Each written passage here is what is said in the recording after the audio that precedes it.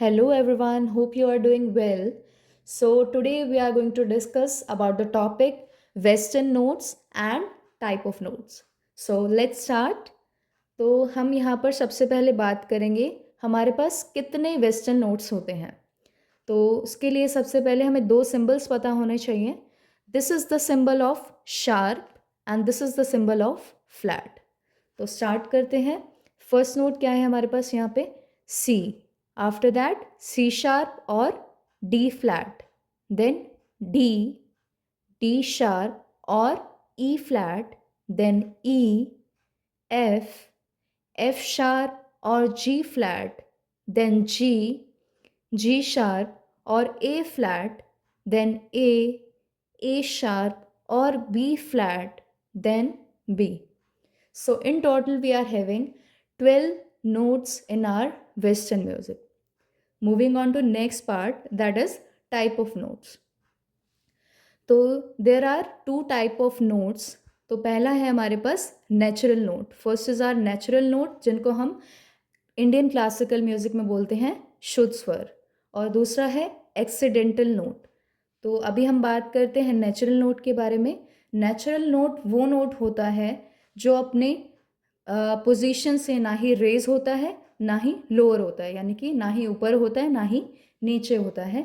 अगर डेफिनेशन की बात करें यहाँ पर, a natural note is a note in its original unmodified pitch, यानी कि जो अपनी पोजीशन पर रहता है, ना ही ऊपर जाता है ना ही नीचे आता है, अपनी ओरिजिनल पोजीशन पर रहता है. दैट इज़, अगर हम यहाँ पे बात करें जिन नोट्स के आगे ना ही शार्प है ना ही फ्लैट है, वो नोट्स हमारे हैं C, D, E, F, G, A and B.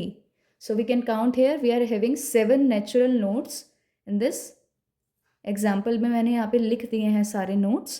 You can easily read out. Right. तो next part is our accidental notes. Accidental notes को हम Indian music में बोलते हैं विकृत स्वर.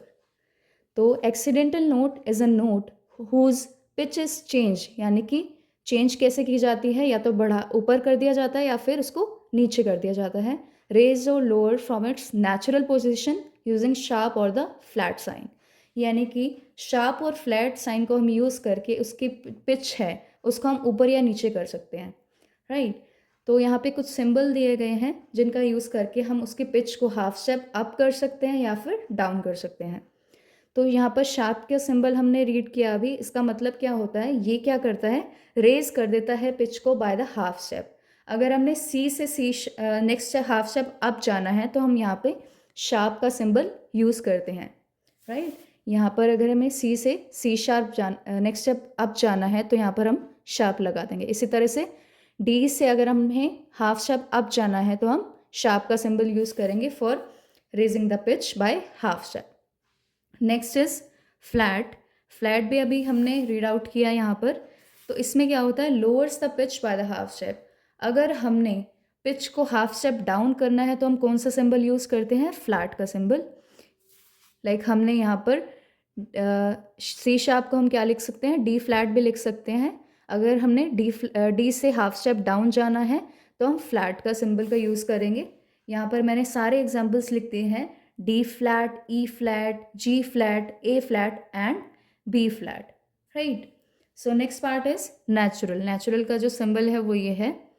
इसमें क्या होता है, if a note was previously sharp और flat, natural bring its back to you to its original pitch, यानी कि कोई भी नोट, ऐसा नोट जो पहले शार्प या फिर फ्लैट था, उसको वापस अगर हमें नॉर्मल पिच पे लेके आना है तो हम इस सिंबल का यूज़ करते हैं. राइट. सो यहाँ पे एग्जाम्पल की बात की गई है. प्रीवियस जो हमारा नोट था एफ शार्प था, बट हमें ओरिजिनल पे लेके आना है उसको, उसकी जो ओरिजिनल प्लेस पे लेके आना है, तो हम ये वाला सिंबल यूज़ करेंगे तो हम ओरिजिनल पिच पे वापस आ जाएंगे. तो that is our today's topic. आज हमने डिस्कस किया कि वेस्टर्न नोट्स क्या होते हैं, कितने होते हैं, कितने टाइप्स के होते हैं. यहाँ पर हमने नेचुरल नोट डिस्कस किया है और एक्सीडेंटल नोट्स के भी कुछ सिंबल्स एंड टाइप्स डिस्कस किए. तो अगर आपको किसी भी टाइप का डाउट है तो you can comment in the comment section और you can DM me on my personal window.